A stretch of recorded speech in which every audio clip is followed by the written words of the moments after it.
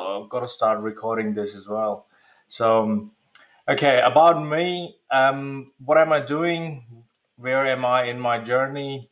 Well, I've got a few deals that are complete, few deals that are finishing this month, and a couple of deals where construction starting next month. So I'll just quickly show you some of the projects that I'm doing. Um, this project here is about this is my no money down deal, and I'll just show you what it's all about. That's a 16 apartment development that I'm doing in Fitzroy. This is scheduled to start construction sometime February next year, if not February, maximum by March, because we are in that pre-sale time frame right now. This will be listed. These are the apartments. This is the bathroom. This is a courtyard, light well, or atrium, so to speak. This is the kitchen.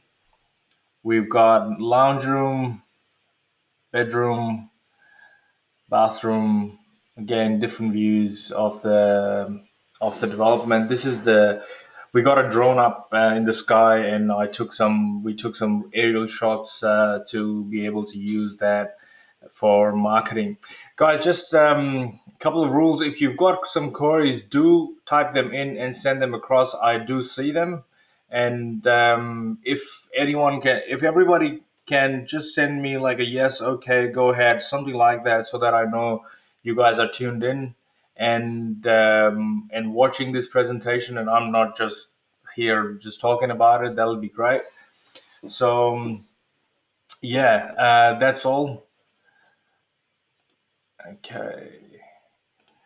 There's another project that I'm about to finish in February next year. This is a 9 apartment development that I'm doing in Brisbane.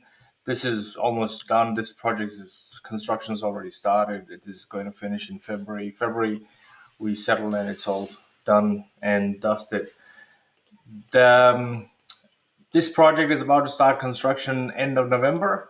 This is a 4 townhouse project that I'm doing in Chelsea, Victoria, and that's what the development looks like. So this is one of the many developments that I'm doing, and this is only to give you guys an idea of what is in store for everybody else. And this is, I mean, what I'm teaching right now. This is exactly what I use in my business every day.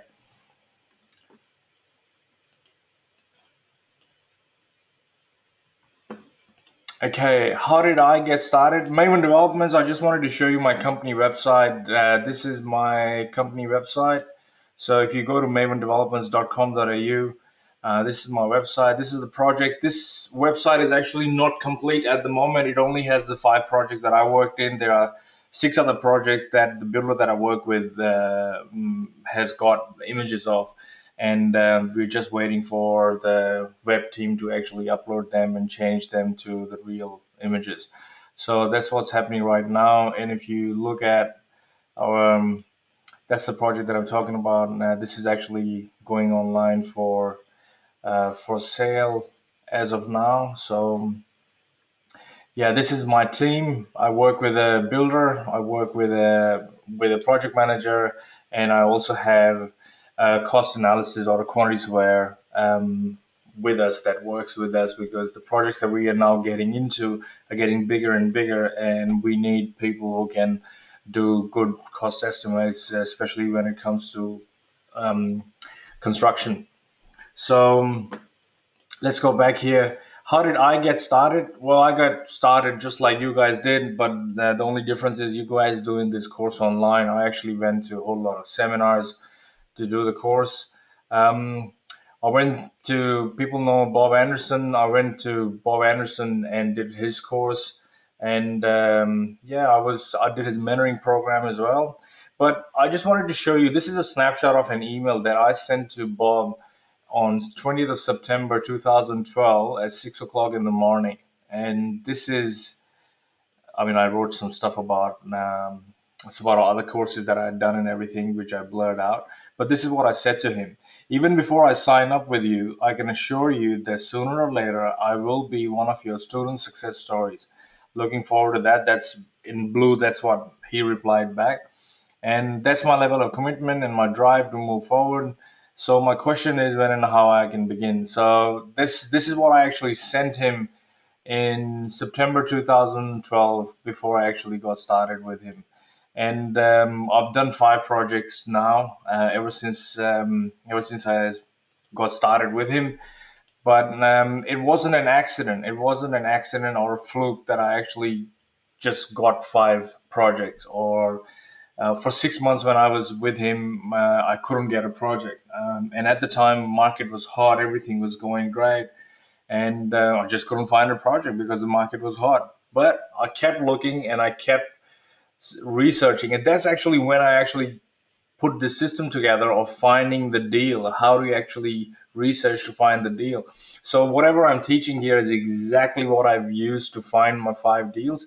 At the moment, I'm looking at 2 other deals, potential deals to put together, and there are certain other things in pipeline. Like I'm planning to go overseas to get investors from overseas to come and develop here, and redevelop it for them, and all those things. So but yeah, I had a vision board. I put these things on together on my vision board, and I'll show that to you in a second. But the reason somebody asked me, and I in one of the feedbacks that I received was, why am I actually doing this? So the reason I'm doing this is because I've got um, I don't know, I like to help people, and that's not BS. It's really, I really like to help people, and the reason is I saw so many people go to these seminars, and a lot of people charge them a lot of money, and they didn't actually get the complete system. They didn't actually get the exactly how to do these things, and it was like I saw a lot of people wasting their money in the mentoring courses and all those things, but there was nothing tangible given in those courses. So, but I mean, I also went there, but I was very determined to make sure that I get in and I do something and I achieve something. So it's actually, I actually can't see. I don't know. I just give me 2 minutes because I'm gonna send individual messages out to find out if people can hear me. Um, John's already confirmed he can hear me. Just give me 1 second. I'll send a message to Ken. Send a message to Ruth. And I'm not sure if if anybody can hear me. Okay, Ken can hear me. Thank God. For a second, I felt that I'm just talking to the screen in this room. So, um, okay, that's great. John can hear me. He's confirmed. Okay, Clive. Clive can. I'm still waiting confirmation from a few of the people who were showing up that they've joined, but I don't see any. I haven't seen it. I haven't heard a yes from them as yet. But anyway, this is getting recorded, so you all will. I'll send an email out to everybody with the recording of this webinar as well. So the reason I'm doing this is because number one, I want to help people, and second, I love public speaking and I love being on stage. It's not funny. I put this. This is my vision board that I put together last year. So if you see, this is September 2014, and in that I had written that I wanted a mindset training program and a property course that I wanted to put together, plus an online presence. My online course has gone through, which you've invested in, and the mindset training. I'm actually getting certified with Jack Canfield. I don't know if you know the name or if you know about Chicken Soup for the Soul. He's the co-author of the series, and he's got a program where he trains people to train other people. So I'm getting myself certified with him, and hopefully by next year, April, I would have a mindset program because I'm really, really big on mindset because I believe that is the number one thing that you need to keep going forward. And this is my vision board. These are the places I want to go for holiday. I want to drink green stuff, and I'm actually doing that now. I lost a few kilos. Now I want to eat some green vegetables. So I put my family photos here. This is my wife, my son, my daughter here, and I put that there because I want to be in a very good relationship with I want to have a very good relationship with my family, with my wife, my kids, and be a good dad. I put P90X there. I don't know if you guys know, it's an exercise program, and the reason I put it there because I wanted to lose some weight, and I'm actually it was I put this in a year ago, and now it's actually been 30 days since I've been doing this exercise program. So it actually took a while, but it's there. I mean, this is just basically my dream home that I put there. I'm a little bit far off from here, but I'll get there for sure. This is, I put that there. This is all basically Anthony Robbins. Not that I want to go and do his course, which I eventually will for sure, but this is so that I can visualize myself being on stage because I want to get into public speaking as well. Townhouses, I want to own 20 properties. This is what I put in. This is my 20-year goal. And honestly, I'm actually at five right now. Three finishing February next year. And then hopefully by the end of next year, I'll have altogether five from the projects that I've done. And they're all going to be cash flow positive because I have a rule of thumb that I do not hold on to any property that's negative. And the reason for that is I don't want a burden on myself. If I didn't make too much on a project and I'll have to, and it turns out that I'll have to carry that development. And if I settle on the block and it will stop me from going forward, it just it's a no-brainer for me. I won't settle on it. I'd rather sell it because it stops me from going further. So for me, rule of thumb is that the only properties that I keep are the properties that become positive. So in the developments that I'm doing, that will net me about five cash flow positive properties from developing. Because when you develop, you've actually basically acquired them at cost. And towards the end, when you've actually acquired them at cost, you go and get a line of credit on the equity that you've generated rather than taking the equity out and use that line of credit to go through your next project and the next one and the next one, and that's how the cycle goes. So that's about me. These are the projects that I'm doing. I hope everybody saw that. If you wanted a replay for this, you will get that in an email because I've just seen somebody else just joined in late, so they would have missed out the initial portion of the webinar. How do you maximize this training? Now, the thing is, I think to be able to maximize this training, you gotta, if you're really good and a very strong headed person, you don't need to listen to what I'm saying. But I'm saying that all of us, at some point, we talk ourselves down, and we shouldn't be doing that, and we shouldn't be dwelling on the negative stuff. Media in any case, media actually does a very good job of telling other people how bad the market is, how bad the economy is, and how everything is going to fall to pieces. And there's a bubble and this and that. I don't think there's a bubble. I think Melbourne and Sydney are in for a correction. I don't think there was the prices went over the top in any other states. So I think the opportunities are there.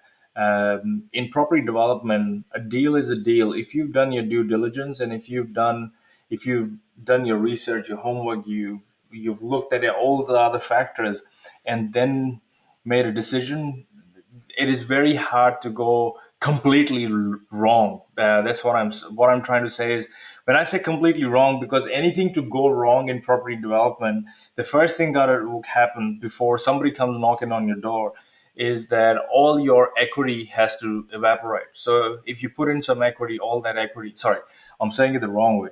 All your profit that you were going to make from the deal has to evaporate first before your equity starts evaporating. So once you're so all profit has to go, all equity has to go, and then somebody can come and knock on your door and come after you. Yeah, you guys owe me money. So don't let these things scare you, because if you take the right measures, I think property development, especially small to medium sized projects, is a no brainer. It's unless you haven't done your homework. A lot of people don't do their homework and they say, "Yeah, I'm all right." And I see this. I have this friend of mine. He's got all this money. He's got really deep pockets, and he's always talking about, yeah, I believe in the University of Hard Knocks, and he keeps telling me that.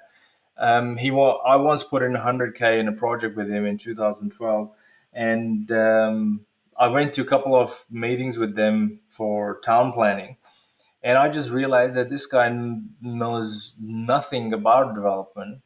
He's just hoping that he'll get this permit and this is going to happen, and there were going to be objections from the permit. It's like they've, and I pulled my money out because I just lost the confidence in the guys who were there with me, who were actually driving the project, and only because he's too arrogant to actually go out and invest in his mind and go out and invest in some education to know about how things pan out and how things unfold in property development, do the numbers right. They didn't. Everyone does an Excel spreadsheet feasibility, but what are the things to consider? How you treat the GST? How does the cash flow work? If it's not there, that's not a true feasibility, and you will 100% get caught out, and you will find out. Um, you will come across cost during the project as the project unfolds that you missed out completely. So to be able to make the most of this, I would say invest in yourself, which you already have, and make sure you've got a good mindset. And the place to start for your mindset portion is here. And I've got these videos here, and this is not too much. I'm not trying to steer away from what I'm teaching, but I'm telling you this because every day you're gonna face a new challenge.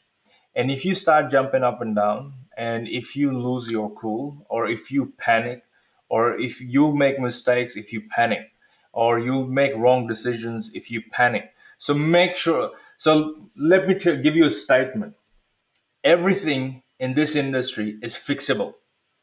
So there's nothing that can go wrong that is unrepairable, especially when it comes to construction. And a lot of people get scared about construction, but you guys don't have to worry about construction because 9 out of 10 cases, you will outsource this to another builder, and that's the builder's headache.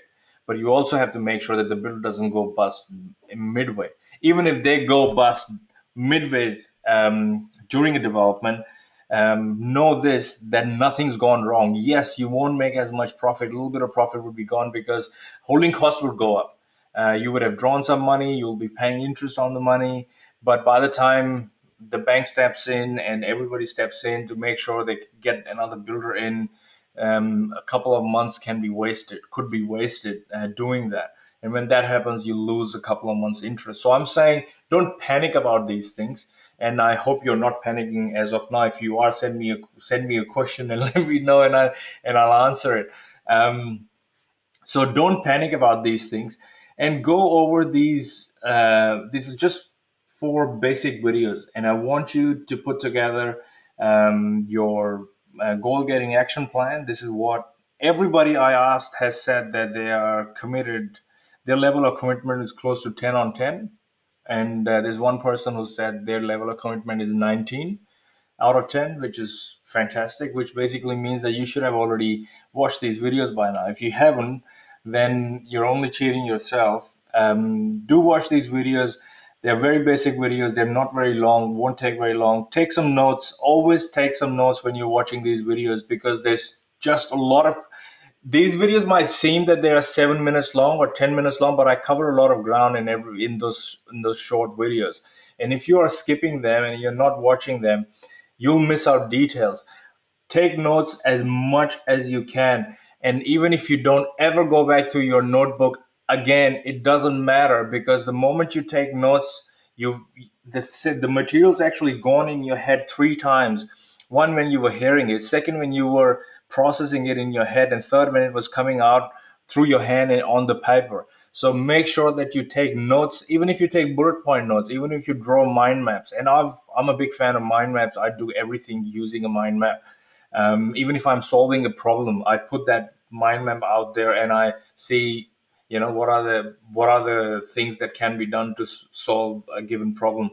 So inevitably you will face challenges, and if you are weak in your mindset, you'll be inclined of quitting and getting out, and then going out and blaming that, Amber didn't do his full part and that's why I quit, or I couldn't do this, or he didn't tell me about it, or whatever. So it is very difficult for somebody to tell you exactly how every stage of the development is going to unfold, because there are always unknowns. And by doing these courses, by doing a financial feasibility to the best of your ability and to the best of knowledge that's available to you, you mitigate these things and as much as possible. So there's actually a series that I did. It's called Good versus Great Developer Series. You should have received an email from it. I haven't got a link for it, but you should have received. It's a four-part series. There are four different videos, and in one of the videos, I talk about all the recessions and everything, all the bad things that were supposed to happen that the economists predicted or the Time magazine predicted or whatever. I've actually put them in that video series, and this is I'm just comparing what was supposed to happen and what people were scared of, and then it didn't happen or it didn't turn out to be that bad. So watch this series. There's some good material there, and I'm just trying to compare what good people do and what great people or great developers do. So that's how you can maximize this training. PDS overview. Some of you want to just get started ASAP, and I'm all for it. And I'm telling you right now, from here below, from understanding development finance and below, you don't really have to get into it as of now. But I want you to really get sink your teeth into these first two modules: how to find your deal, understand all the stats that are involved. Over here, start with property economics, due diligence overview, and property clock and cycles. Make sure you understand them. Make sure you make. I refer to a lot of sites. Well, actually, I forgot to mention. First thing you got to do is go here and download this and import this. There's a video that shows you how you can download the file and actually import all the bookmarks, so you've got the same resources like I've got here, and you can quickly go them. So when you're actually watching these videos, I want you to go to these sites and see what they are saying and try and understand and make sense of what these details are and how it impacts us. This is an overview. This is more on a macro level. This is not micro level. And listening for signals here. This is a selection. This is a series of videos where I've just gone from scratch. I've just gone hopped on the internet and said I want to do a deal. I want to start looking for a project. How do I start? So these these videos are just about how do I start and how do I listen for these signals of what's going up and what's going down. And I'll touch on that before we end this webinar. I hope everyone's not time crunched, because I would want to keep going until I've actually finished all of these. So in you need to understand what the statistics say and what they mean, because you this is us drilling down on the micro level. Over here, up to listening for signals, and these three portions we are looking at a more micro level. This is we are going to micro level, and this is again drilling down to suburb and understanding what capital growth is, how does it work. This is a really good series. I use this calculator every day when I'm doing my due diligence, or when I'm looking at investing or looking at a deal. I just go straight to the suburb and see what the capital growth rate is, because I need to understand what it is going. Okay, if it takes a dive or if it goes flat for a little while, where would the properties be? Because if they are X amount at this time, what would they be if they went down 2%, 3%, 4%, 7%? And I do fire sale scenarios in my feasibility as well. Demographics basically tells you who lives there, who wants to move in there, who wants to move out there. There's a really good resource that I've I've used over here in these videos. Make sure you do that. And then how do you validate all these signals? These signals that you've been listening to here about suburbs and areas where you want to go and invest. How do you validate them? And be smart. This section just teaches you how you can set up all sorts of alerts so that if anything happens, it sends you an email and you know what it is. I hope everyone's got a separate email address to do all of this, because after a while this will start clogging up your main email address. So set up another email address, let this go there, and make sure that you access it, you look at it every now and then so that you know what it is. And set aside, this is like going to uni. And the reason I'm saying that is because you got to set aside some hours every week. If you're not following through and not taking consistent action, it is very easy to just fall over and think, I lost my investment or whatever. But I don't want you to lose your investment. I really want you to get as much out of this as you can, because even if you do one development and you never ever do a development, like, it doesn't matter. You've actually used most of it. Not only that, if you ever bought another property in your life ever, these up till due diligence, it is exactly the same as buying any property, or it is everything is the same. Like, even if I was to buy just one house for myself somewhere, I'd still do all of this, because at least in the back of my mind, I know that if in future I want to subdivide this thing and sell it and whatever, and what the growth rate would be or what it would be. So even if it's a normal property that you're buying without thinking of doing any development, up till due diligence, up till this portion, all this knowledge is worth every penny that you've spent. So, and financial feasibility, go with there's a financial feasibility. Where did I put that? I think I put, this should be, there's actually another video here. Under due diligence, there's 2-second visa. This is not the 2-second visa application that you got for $7. Some people bought a $7. There was only, this is a little bit advanced because I add some finance and finance period options in this. Make sure you understand this and you know this like the back of your hand, because you will be using this tool more than the major tool, because you will be looking at deals, punching in numbers and throwing them in the bin and saying, nah, they don't stack up, this is what I need to do. And when they do stack up, that's when you got to go into the full scale financial feasibility before you actually get into a development. All the other modules from here, understanding development finance, purchasing development side, obtaining permits, you don't have to go to them now, because some of them you don't, some of you don't have the deal. But by all means, don't let me stop you from watching these videos. You can watch them anytime you want. You can do whatever you want to do with them. Watch them once, and then when you're ready, go and watch them again. And that's what it's for. You've got lifetime access to this. Watch this as many times as you can and come back and watch them. Even I watch my own videos again, because sometimes I forget the things that were there. And I said, nah, I think I've got a full checklist of all these things. Let me go and refer to my mind map. So I go and look at my mind map, and it shows me exactly what I need to look at. So they serve, all my mind maps serve as a checklist, and you can download them. When they pop up, just right click on them and click save as, and you'll be able to save them on your computer. Just don't distribute them to everybody else who hasn't bought the course. That is my only request. But you can download them, and after a while, once you watch the video once, you open the mind map, you know exactly what you have to do next. And if you're not sure, you go back and watch the video once again.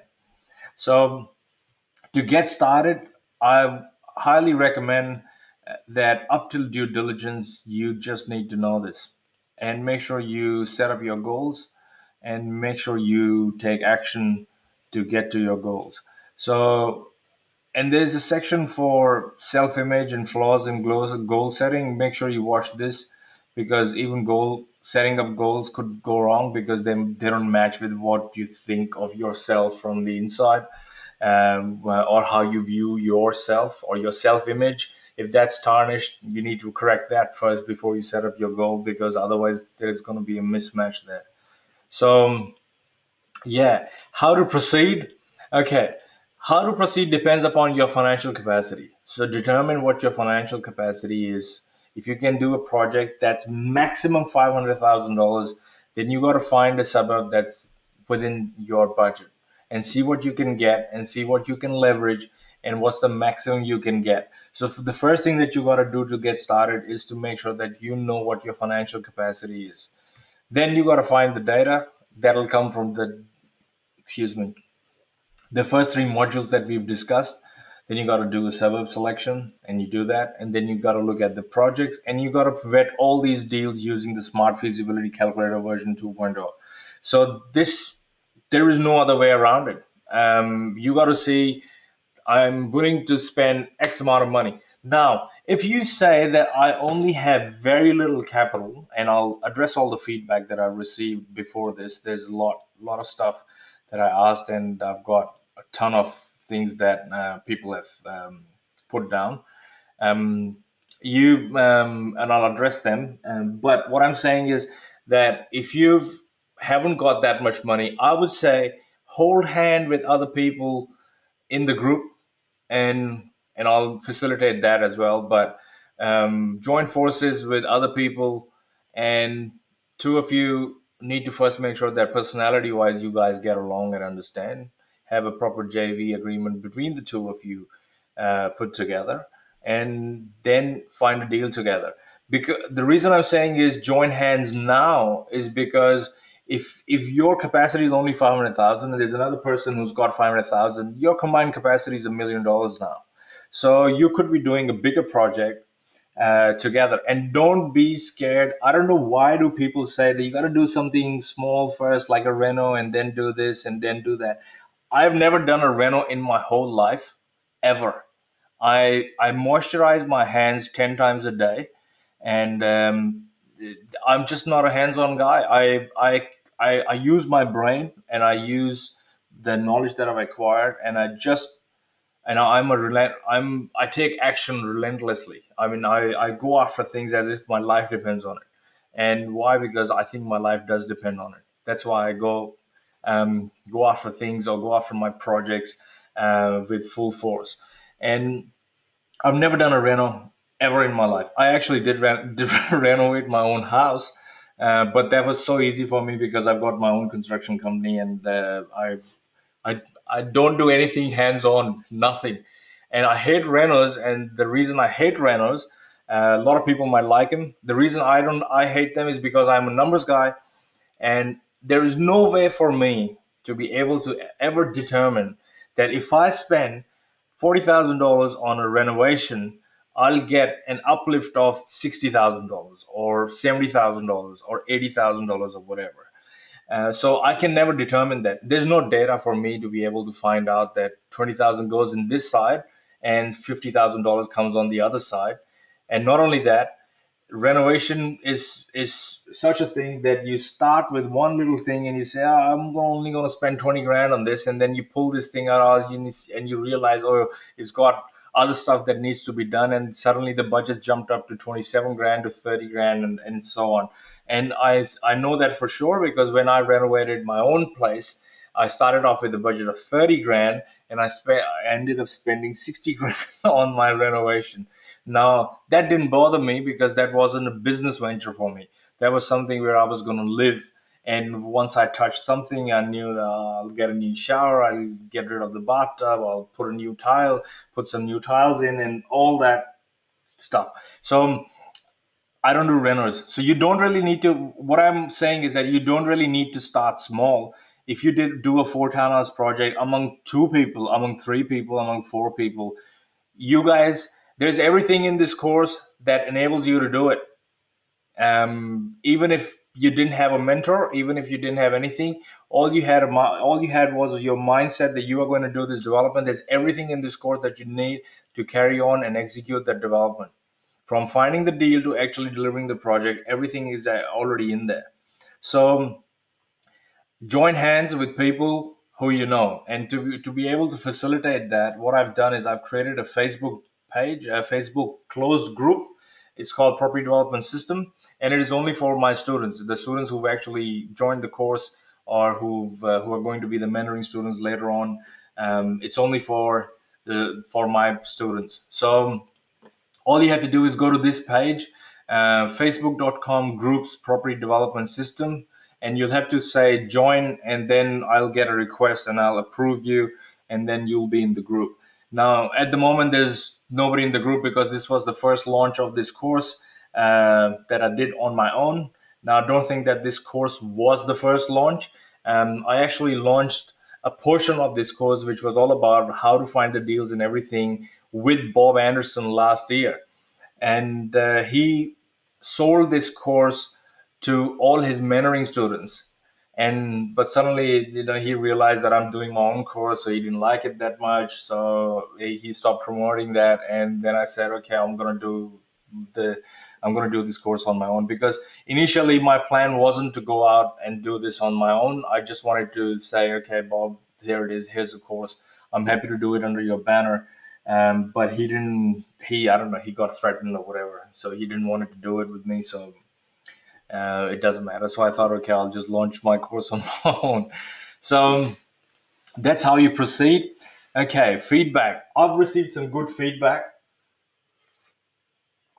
The only thing is that I sent out an email. I've had 18 people buy this course, and you'll be able to see them, interact with them on the Facebook page. And only 11 people registered for this webinar. Now, a couple of them sent me an email saying that they can't make it because of the way they work, or the timings aren't perfect. That's fine, but there were some people who made that investment but didn't register for the webinar for whatever reason. I really hope that they can register for the webinar for the next month. So I asked questions about roadblocks, and I got these answers. And I've actually not mentioned anyone's name over here because I wanted to keep it private so that nobody knows who's saying what. So somebody said knowledge and confidence was a big roadblock. Well, I can tell you that confidence comes when you take action and you get smaller results first. So every time you have a win, you'll get more confidence. And knowledge, this course, as I said, all these videos are everything that you need to execute a development. So make sure you get that and you start taking smaller steps. The reason I'm saying that is because and when I say smaller steps in this scenario, what do they mean? You find deals, you run numbers on them, and you throw them in the bin, and you know that you've done the right thing. That's a smaller win that you found that. As I said, my first deal, it took me 6 months to land a deal. So don't worry about it, just work towards it. The more you work, the more action you take, the more confidence you'll get. And I don't know, in my scenario, when I started, I didn't know anything, but I signed up with Bob's mentoring program straight up. And no matter what project came in front of me, because I had Bob looking over my shoulder, I just said, "Yeah, don't worry about it. I'll handle it." And then I would go back to Bob and say, "Okay, what are you doing? What are you doing? How do I do this?" A lot of people didn't do that, and with the mentors, I found that if you don't call them, they'll never call you. So yeah, that's the industry standard, so to speak. But I want to change that, so I'll get to it later. A lot of people, well, somebody said the roadblock was finding the right location for subdivision within my budget. As I said, find out what your budget is. Shake hands with somebody who's got a similar budget, or who fills out the gap that you've got, or you fill out the gap that they've got, and shake hands so that you've got a bigger budget together. Do you know what I mean? And when you've got a bigger budget, you are more likely to land a proper deal. Serviceability and confidence. Confidence, I've already addressed how to actually gain confidence. Serviceability, the thought of stuffing up again, which simply I cannot afford to. Nobody can, but I don't want you to focus on stuffing up again. I want you to look at yourself. I don't know who this is, but I want this person to look at themselves and say, I'm successful and I'm going to land this deal and I'm going to execute this deal. And I want you to imagine yourself having a glass of champagne in your hand and standing in front of a townhouse development or an apartment development, and and making a toast. And I do this exercise every day with all my developments. I am not kidding. I'm not kidding. I get up and I imagine what they look like. Now I've got renders on most of them, and some of them are already completed. But I imagine myself having a glass of champagne and going ching in in front of that development. Do that exercise every day, and don't dwell and don't concentrate on stuffing up again. So um, go through the mindset series program, and if you still can't do it, you could be my first student for mindset training, which happens next year, not this year. So the other somebody else said the uncertainty of the process to go through with the council to see how many townhouses you're in. Don't worry about any of this, because if you've looked at the feasibility and if you've looked at the highest best possible use video, I talk about how you can determine what can you put on a block of land, and the things that, remember, you don't have to go there. If you were to go to a consultant every time you had a project, you'll never be able to do a project, because you'll be paying their fees all the time. Your money will start bleeding. The whole idea of doing this course is that you become capable, if not 100% sure. Look, I do developments, but the moment an apartment development comes along, I can never determine how many apartments I can fit on a block of land. Never. So as you get into this, you'll make friends, you'll have architects, you'll have consultants that you can call and talk to, and they won't charge you for it. A lot of architects don't charge you for any of this. Some people say, some don't, some charge a little bit less. But what you want is an architectural feasibility that gives you floor space area, gross floor area, and it tells you what you can actually put on a block of land. So make sure you watch that video that talks about all of these things. I'm from Sydney, and since it will be my first project, I'm trying to do it locally, no problem at all. My first project, I live in Melbourne. My first project was in Brissy, so yeah, it depends upon where you find the deal.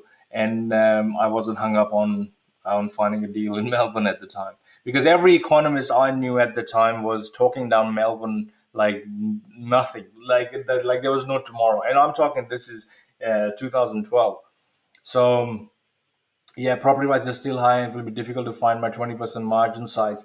You can find 20% margin sites. The only thing is the site's got to be bigger. Two townhouse, a dual occupancy or a three townhouse project, or a four townhouse project. The average development return that you can get on projects like these is close to 14 to 15%, which is pretty good because they are very straightforward. The moment you go into bigger developments, 10 townhouses, 9 apartments, 16 apartments, and so on, your development margin is going to start going up.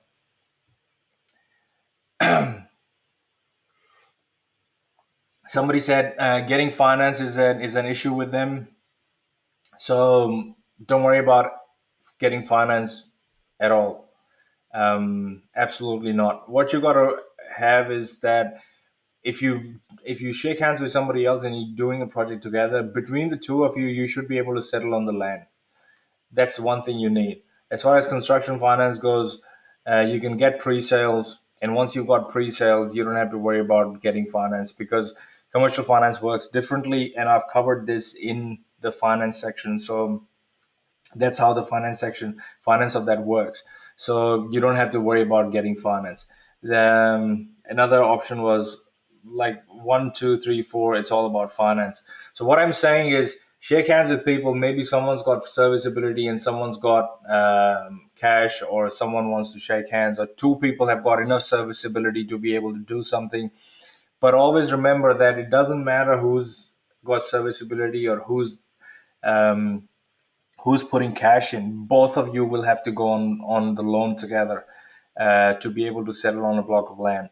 Once you've settled, you need to make sure that you've allocated some funds to get to the planning permit and then get to the building permit, which includes marketing budget and all those things. You need a time frame. You should know how you can afford, and that's what that full scale financial feasibility will teach you how to figure out, and the numbers to use to make sure that okay, I need X amount of cash for land settlement, and I need to allocate X amount of cash more, because you don't want to be running out of money towards the end.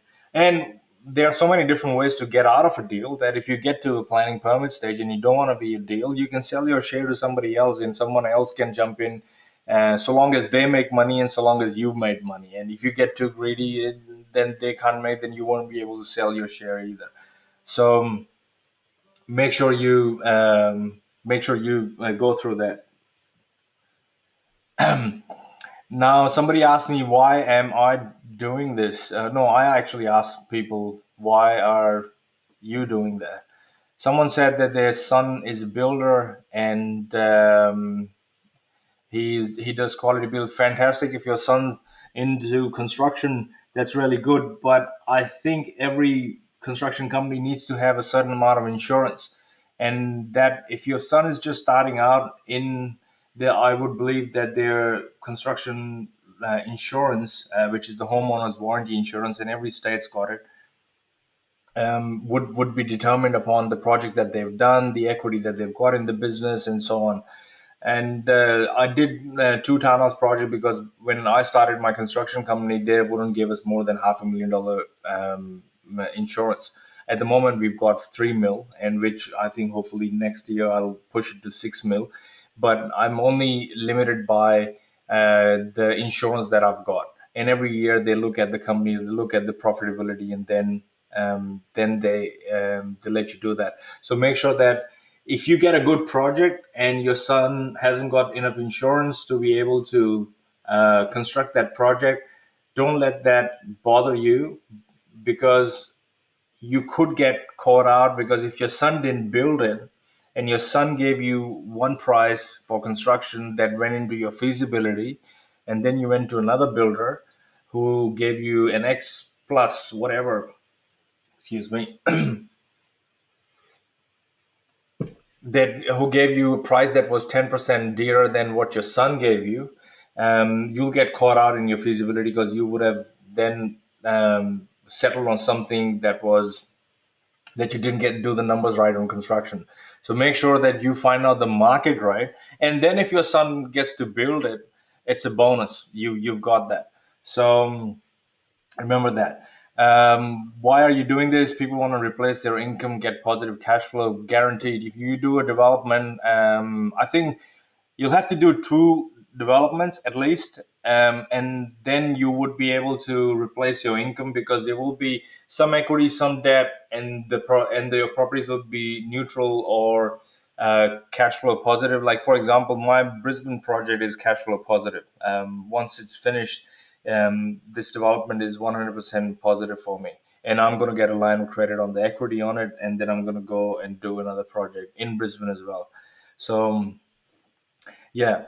To make money to pay down debt first, regain confidence in my property investing career. I also refuse to live off the meager pension. Very good. That's the spirit. You can't you. I don't know. Nobody should rely on the pension towards the end of their life. That's what I think, because people are not gonna die now. They're gonna live longer because of the technology and the medical advances that we've had. So when they live longer, there'll be a lot of money that'll go to support these people, and which basically means that per head, that money is going to shrink. So don't rely on that, and our government realizes that, because they've now allowed you to buy property in super, because they understand property is the best vehicle for long-term equity. So that's why they've allowed that, and it's only a matter of time that you will be allowed to develop property that you've got in super. At the moment, you don't, but it's only a matter of time before this changes. So you want to get ahead of the rat race as possible, or working wages. Exactly the same thing. You got to work towards it, and you got to turn over at least two developments before you can say, okay, I now got equity, that I've got line of credit that puts me into my third project, and that's how I can roll it over. So someone really loves property. I love property too. We are gonna get along just fine, because I love property a lot. So create wealth now and in future, change of careers, do something passionate. To this person, whoever said this, excuse me, I'm just sipping my coffee as well. Whoever said this, I want to give you a glimpse of what I'm planning to do. I'm going overseas and I'm not going to China. I'm going to India to get investors here to put money here. And I'm developing the marketing and all that stuff, how I'm going to put the whole thing together. It's a massive, massive task. Um, and once I get that pipeline, I would need projects and people who can handle those projects in every major city. So, and I don't, I because I can't find a lot of data for mining towns or regional areas. I do not tend to go and develop there. I tend to stick with metropolitan cities and close to train station schools and activity centers. So to this person who wants to do something here, know this course in and out, because if you do know this course in and out and you find projects, I'll let you manage those projects and I'll find the investors who can come in and put their money in, and you get to manage the project. What the mechanics of that deal is going to be, I don't know at this stage, because I need to look at the deal, I need to look at the investors, I need to see where there can be a happy medium for all parties involved. And but if you are really looking to change your career some point in time later on, I would say know everything that's in this course. And not only that, I actually keep a checklist of the things that I come across that got to be updated or got to be put in. And I update this course every year. I am going to update this course every year. So I think the next update will happen sometime in April next year. And I'll put in whatever I think should be in more detail, should website that needs to be updated, all those things. So make sure that you keep an eye on this. You've got lifetime access to this. So if you've got future career plans of doing this, um, this course is definitely for you. So you want to retire early? Absolutely, two projects. You need two projects. You need to turn two projects over to be able to have a third one. And that's when I would say, okay, if you're happy with this kind of result, then you can think of retiring. So you can work towards it, and miracles happen. I look at these things, this no money down deal that just fell in my lap, and when I looked at it initially, it looked like a monster, it looked like an ogre. Even Bob Anderson told me this looks like a messy deal, and I said, no, I'm going to do this no matter what happens. So and I did it, and it's actually made me $640,000, and I haven't even built it as yet. So yeah, it's you can get all these things happen for you too, but just got to make sure that you keep your mind free from all the negativity, and not dwell on your past is not equal to your future, and someone else's opinion of you does not have to be your reality. So make sure that you do that. And the third thing that I live by is you don't have to be great to get started, but you got to get started to be great. So make sure you get started. You don't have to be number one to do that, but make sure you do that. Make sure you take action. So people are interested. So that's really good. Expectations from the course. I hope to learn how to identify, evaluate, and then manage a project to a positively geared outcome. All that knowledge is at your fingertips. Whoever this is, it's all there. You take notes, watch these videos 1, 2, 3, 4, 10 times if you have to, but know the stuff. And give yourself a target. Finish off these videos in the next couple of weeks. Watch these videos twice, 3 times if you have to. And in the other next 2 weeks after that, give yourself a target that you are going every day. You're going to look at one deal, one project that you can do numbers on, and you can see where you can punch numbers into your Smart Feasibility Calculator, do your due diligence, see all these things together, And if you practice this, if you go through these different deals over and over again, you'll be able to handle them. Learn to develop property as part-time business. This course is all about that. Learn a step-by-step process. Nothing is more step by step than this, because we start at a macro level here, we go into the micro level here, we do the numbers, we understand how to get the finance. We Once you know how you arrange the finance, you can go and negotiate and get your financial structure set up. You can obtain permits, marketing, construction. It's all there. So someone said, to get shown guidance and mentored through my first couple of projects so I can confidently invest and develop on my own. You can. I've just put a page together for the mentoring program that you can have a look at on this link. So propertydevelopmentsystem.com.au/mentoring program. And it's not the kind of program, any kind of mentoring program that's out there at the moment. I've actually broken it down into a lot of detail. So if you were interested, yeah, it's available. I was looking for a systematic approach to property development, practical method taught by somebody who's been there, done that, and is doing that right now as we speak as well. That's me. So it's all there for you to absorb and learn from. To teach me the structure I need to be successful in property development. When you say structure, you're talking about financial structure. Financial structures, there are different kinds of structures. Your accountant would be the best person to advise you. But I only use two kind of structures, and I can tell you what I use. I'm not giving you an advice, but I can tell you I either use um, uh, a discretionary trust with the corporate trustee if I'm doing a development with me and my wife and just me in it, and otherwise I use a unit trust where I've got partners who are in the deal with me. A unit trust with a corporate trustee. There is no other structure that I use. One really idiot accountant got me tied up into like a partnership of two structures, which turned out to be um, a real bummer, because it wasn't the right thing. It wasn't the right advice. But these are the two structures that I use. What structure suits you to do a development like that depends upon your financial position, your taxation strategy. So your accountant would be the best person to advise you on that.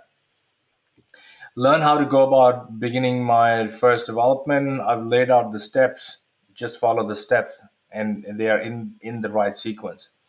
Teach you how to do it, and all this is available already with the course. This is the level of commitment that I've got from everybody. I don't know who this person is with 8. Well, I know, but you don't. But to this person, I'd like to say that you got to get rid of these doubts.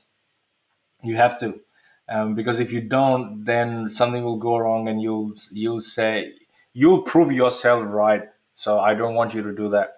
I think that you can do this 100% if you got.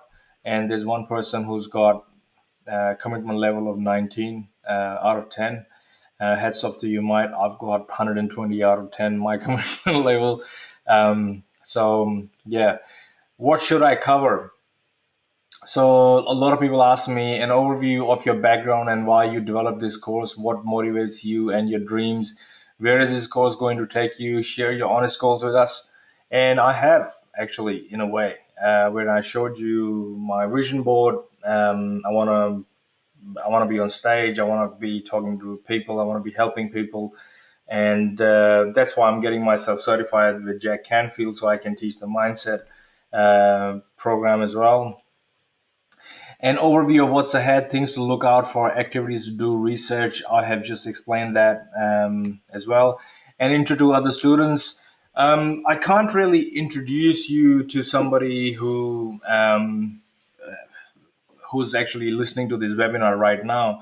But if you guys go here and you ask for to join this group, all the other people who join this group, you guys will be able to communicate to each other.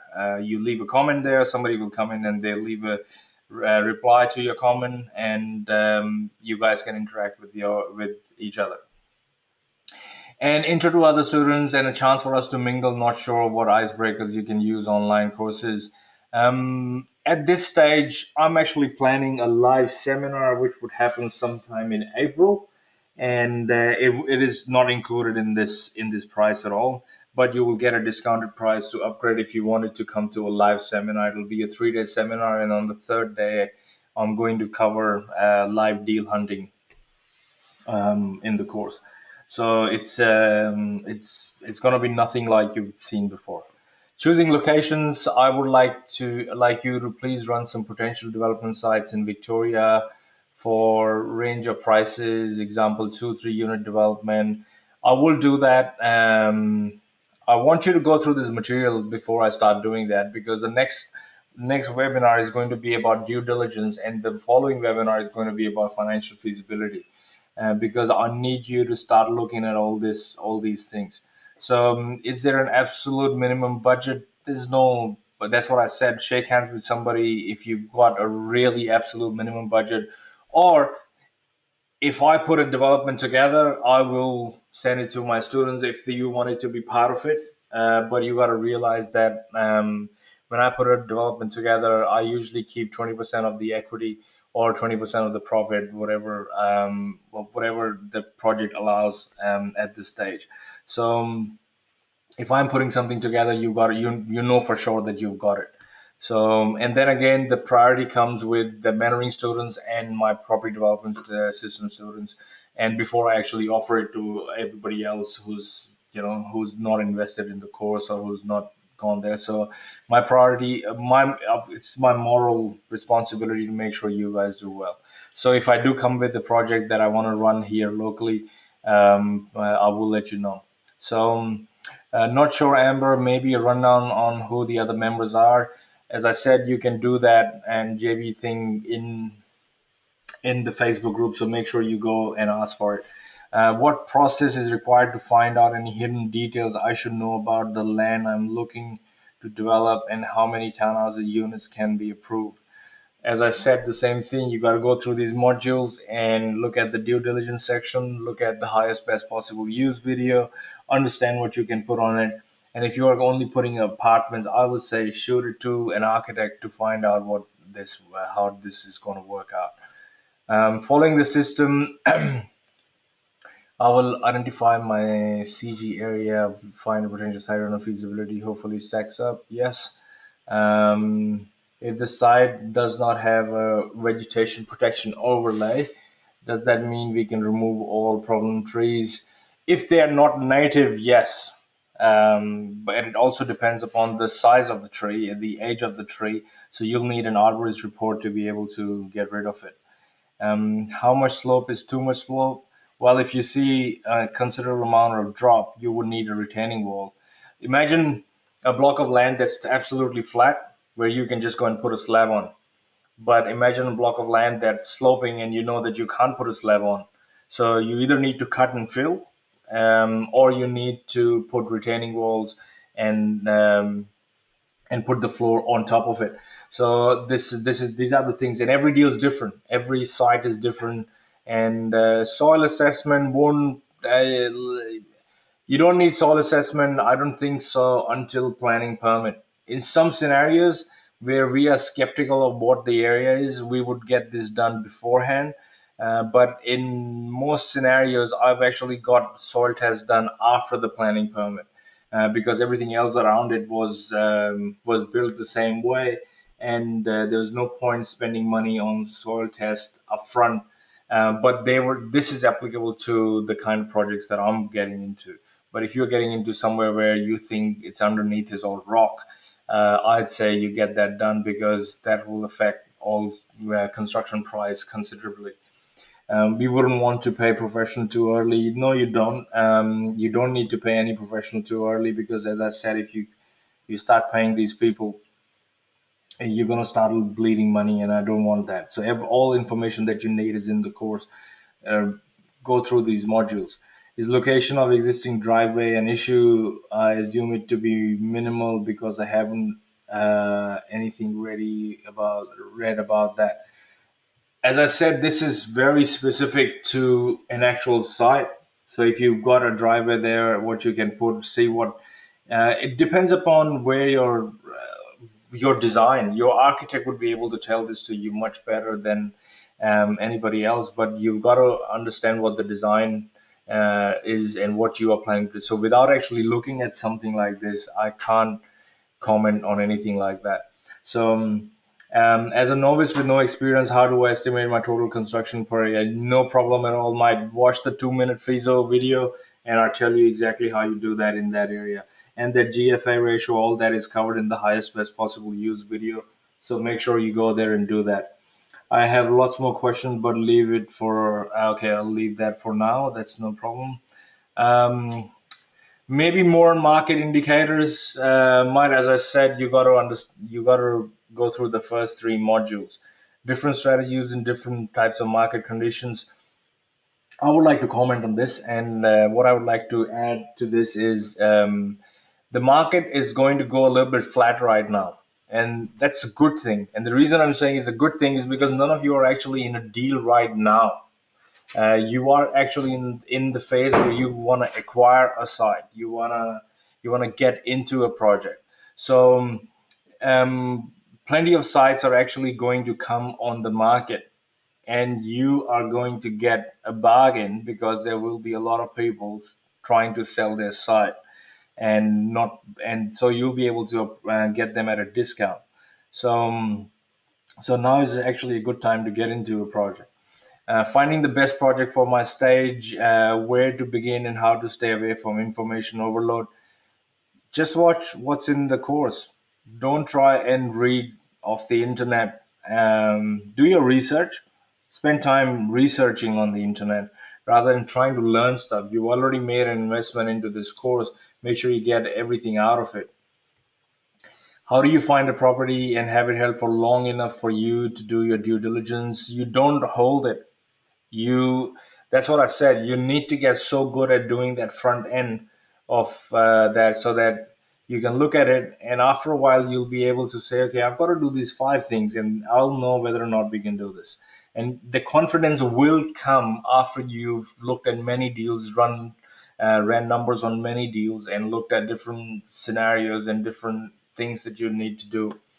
um, how do you find credible builders, surveyors, and the likes if you don't know? There's no such thing as a credible surveyor. There are nasty surveyors who wouldn't come out, who wouldn't help you, but there's no such thing as that. Because if a surveyor makes a mistake, they've got professional indemnity insurance. You can go back and sue them. So what a surveyor would do, and I think surveyor can get nasty at a time when your titles need to be issued. So you need a surveyor at the beginning of the project to do a plan of subdivision, and you need a surveyor towards the end of the project to finalize the titles. So these are the two places where you need a surveyor. Unless you're doing land subdivision. If you're doing land subdivision, all you need is a civil engineer and a surveyor. So that's different. Credible builders, you need to talk to friends, family, and builders that are active in your area, and you need to call them. I in the construction videos that I've got, I tell you how to approach these people and and how to find that per square meter rate that you can put in your feasibility. Excuse me. As someone who travels 1 hour to work and back every day and only has 30 minutes to eat and perhaps make a call, my concern is how does one who can barely make a phone call from work coordinate a development? I live in Melbourne and I've coordinated the entire development in Brisbane, and I've only traveled there 3 times. And I'll be traveling there fourth time when all the settlements take place. So do you get a lunch break? If you get a lunch break, you got to make, and are you allowed to send emails? 9 out of 10 things can be done via email. And if you do need to make an important call, you do need to make an important call. If you are serious enough, you will find a way to do that. I don't know where you work and what your work arrangements are, but I'm sure there are toilet breaks and I'm sure there is a lunch break. So coordinate all of that in that. These days you get all your emails on your phone, so nobody knows what you're doing. You can reply to that if you go to the toilet. And yeah, so these are the things.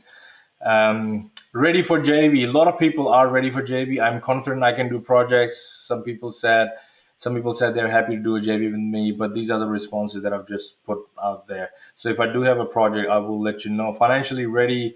Yes, finance, no issue. Two, three. I have three people who say finance is no issue. I have serviceability but no cash. I have equity but no serviceability. You two can get together and do a project. Absolutely. Well, one's got cash, the other one's got serviceability. 100%. So, who these people are, I will let you guys get in touch with each other via the Facebook group. So, if you're interested, join that group. Um, what do you think about the course? A lot of people said, great, I'm loving it, thanks. Also, to answer if I'm ready for JV, I'm happy to look at all options depending on the condition. Someone mentioned that I didn't have enough New South Wales sites. They've actually now sent them to me, so I will go through them, create a video, and try and upload them in the next month or so. Because you got to realize I can only create videos, but I rely on my web team, IT team to upload it and everything. Fantastic, learned a lot so far. That's good. Um, in the news, I just wanted to quickly show you three websites just to get your confidence up. Number one, transaction delay saves couple 557,000 in purchases of Eureka Tower apartment. You know why that's happened? That's happened because Australian dollar's gone down. And imagine all these Chinese people who've actually bought properties off the plan which are not settled as yet, and because our dollar's gone down, they're going to have a surplus. And imagine if Chinese people had that surplus, what they would do now, they would buy more property because they are buying more property here. Um, Another article, Sydney luxury residential to run second only to New York in 2015. That's the Knight Frank report. If you want to find out who Knight Frank is, I highly recommend that you do. And where is the just give me 1 second. I'll just quickly show you. These are the things that they've said about Sydney and Melbourne. Um, and if you look at this, is their Knight Frank is a site that they do commentary and research on property all over the world. So they've come up with last year, Melbourne saw the greatest population growth in Australia as cities adding 95,600 residents. You already know our population is going to explode. Melbourne's appeal as a commercial hub has grown significantly over the past decade, as it is an affordable location for national or global occupiers with a relatively good public transport system. So if you want to get into this, visit knightfrank.com, and they've put this infographic where they show all these projects that are in the pipeline in all different states of Australia. So you guys can get this from knightfrank.com, and I think they've got a .com.au website as well. So another article, the 16 suburbs to benefit most from plan of Melbourne Plan 2050. I would highly recommend that all of you find out what your development plan is, and read that. Melbourne's got a Melbourne 2050 plan. There's a New South Wales development plan, what the city is going to look like and what's going to develop. It's a really good place to start. I did that. And this article gives you the national employment clusters: Monash, Latrobe, Sunshine, Dandenong South, East Werribee, Parkville. And then what you got to do is, this is your signals. And now you got to go back and look at all of these videos here and validate all these signals. So if they are saying that this suburb, for I don't know where that page go, here, if Parkville or East Werribee is going to explode or turn into an employment cluster, find out what's happening there. Go to their council website, see what changes are taking place there, and they've got these lists here. That's a good starting point. So I've got these. So that's it. Free gift. I actually have shared If you look in your webinar control panel on the side, there are two PDFs that you can click and download, and I think Ken's already downloaded them. I'm not sure if they have, but I think it looks like they have. Um, but there are two PDFs, and what these PDFs are basically, I've got access to Real Estate Investor, and these people keep giving, every now and then they give me these reports. I'm happy to share these reports with you. So it gives you a starting point, top 100 cheapest suburbs in Australia, and this is all different states. So this could be a starting point that you can get this, and you can go and start running numbers on them, start finding deals in that area, and see if they're cheap, then why are they cheap? And even in the cheapest area, stay close to schools, stay close to public transport, and stay close to activity centers like shopping centers or shopping streets or grocery stores or all these things. The other report is top 100 fastest growth suburbs Australia. So make sure you look at these. Why are they fastest? And what's happening there? Find out. Do some research. If you look at this module here that talks about auto alerts and validating signals, it teaches you exactly how you can automate all this process and how you can do all this research and how what the things that I do and use to find out more details. Um, so I think we've gone more than an hour because I get carried away, and I wanted to address all these things that you guys had asked. And I hope that this initial session was everybody liked it. I'm actually pushing through like a poll for all of you. If you've liked it, it's just 1, 2, 3, 4, 5 helps me rate, helps me get better. So yeah, so fantastic. I've got 33% great value and 67% excellent value so far, so which is fantastic. I will try and push it to excellent value next time. And yeah, and after you sign out or you close, you'll get another survey, which is just like a feedback, one line. If you tell me what I could do to make this even better, I will try and incorporate that in the next video, in the next webinar. And you guys already know I've sent you the dates for the next webinar. But what I do is 2 weeks before the webinar, I send out like a feedback form where I ask you, this is what I'm going to cover, and what are the things that you are facing issues with, or what are some modules that you want me to cover again, or is there an example that I need to cover again. Um, I just wanted to tell you that if I'm unable to look at your particular deal and show it, don't hold it against me, because the format of these webinar is more in the form of one to many. So I need to make sure that it's for everybody as well. So that's all. I'm apologizing ahead of this, because if you want me to do due diligence on your project or whatever, I don't do that. I don't even do that in the mentoring program. I make you do it. I make you come back in the mentoring program. I make you do all the work, and I check you, and I actually stay on your back like a hawk. So you are forced to take action and come back to me, and then I do and discuss these things with you. But I don't look at deals and do your homework for you.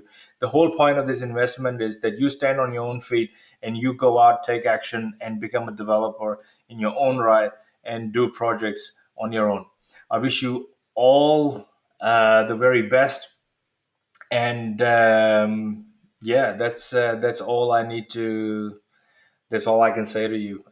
Wish you all the very best. I'll see you next month.